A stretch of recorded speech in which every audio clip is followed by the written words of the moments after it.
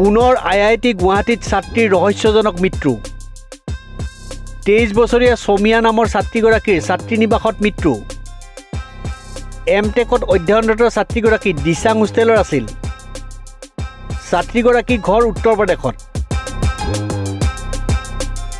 পুনৰ IIT গুৱাহাটীত ছাত্ৰীৰ ৰহস্যজনক মৃত্যুৰ ঘটনা সংঘটিত হৈছে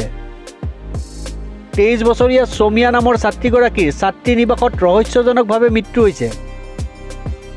এমটেকত অধ্যয়নৰত ছাত্ৰীগৰাকী IITৰ দিচাং হোষ্টেলৰ আছিল বুলি জানিব পৰা গৈছে